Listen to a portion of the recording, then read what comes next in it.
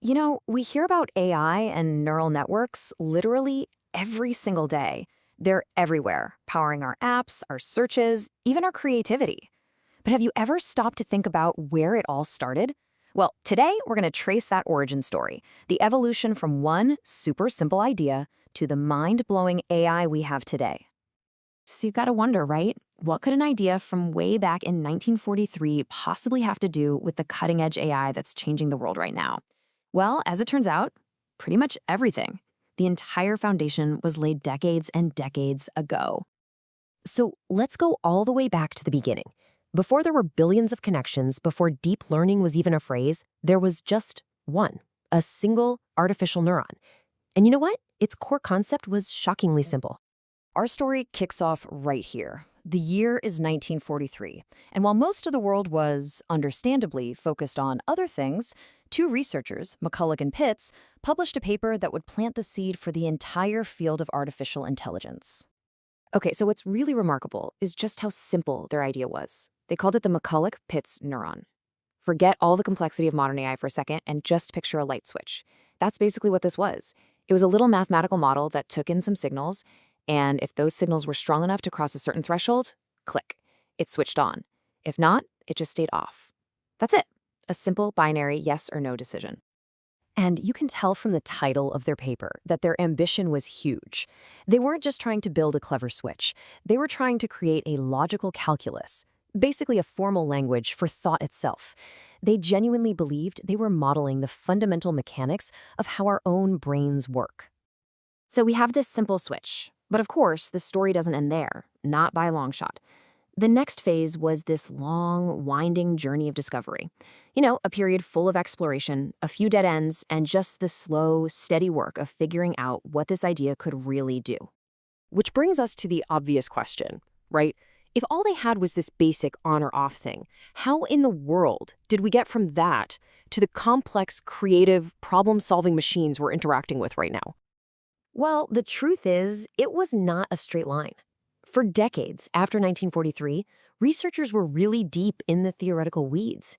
They were asking these huge fundamental questions, exploring both the incredible potential and, just as importantly, the real limitations of linking these simple switches together. For example, researchers got really into concepts like threshold gates. And think of it this way. If one light switch is simple, what happens when you wire 100 of them together? Or 1,000.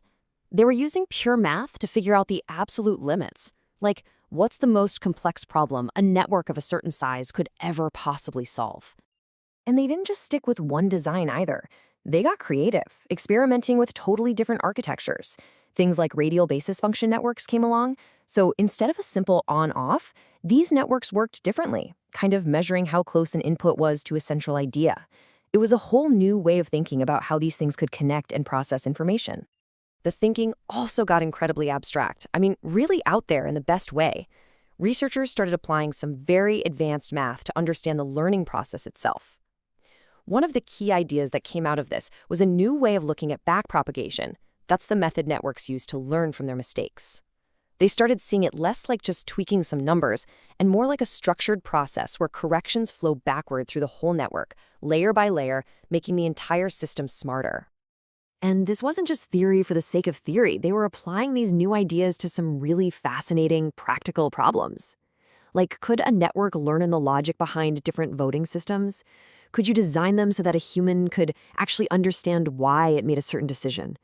Could they even model something as fuzzy and human as ambiguity and uncertainty? So after decades of asking all these deep questions, the dam finally broke. All that foundational work was in place, and then suddenly, two other crucial ingredients showed up. Absolutely massive computing power and unbelievably vast amounts of data. The result? It was like a Cambrian explosion for AI. It was the deep learning revolution.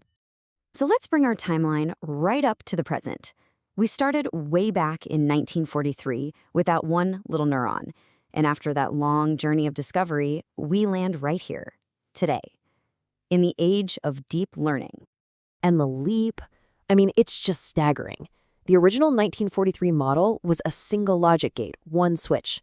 A modern deep network, it's an interconnected web of billions of those units. The ability grew from doing a basic calculation to recognizing images, understanding human language, and a whole lot more. So here's the crucial point. Deep learning isn't some kind of alien technology that just appeared out of nowhere. It's the logical conclusion of that very first idea from 1943. It's what happens when you take that simple light switch concept and you just stack millions or even billions of them into these massive layered networks. It's like building an entire city out of simple little bricks. And this whole transformation, it wasn't instant. This was the result of a patient, multi-generational scientific effort that has spanned over 80 years. Okay, so why did we just walk through all of that history? Why does any of it actually matter? Well, because understanding this journey is, I think, the key to really understanding the technology that is reshaping our world as we speak. The source material for this whole explainer puts it perfectly, I think. This long evolutionary path isn't just a fun fact for a trivia night. It is the historical backbone of modern AI. Everything we see today is built directly on this incredible foundation. You know, this journey teaches us a few really powerful lessons about innovation. First, patience. Truly groundbreaking tech just doesn't appear overnight. Second, the power of a strong foundation. All of today's mind-boggling complexity is still built on that simple, elegant idea from 1943. And third, the absolute magic of scale. Sometimes the biggest breakthroughs happen when you just take a simple concept and scale it up to a massive degree. So when you get right down to it, the AI we have today, it isn't magic, and it shouldn't be intimidating. It's the result of human ingenuity, of a long, patient, and frankly, a completely fascinating scientific journey that we are all now a part of. Which, of course, leaves us with one last exciting question to think about. We've come this far in 80 years, from a single, simple switch to global networks that can learn and create. So, what do you think is the next step in the evolution?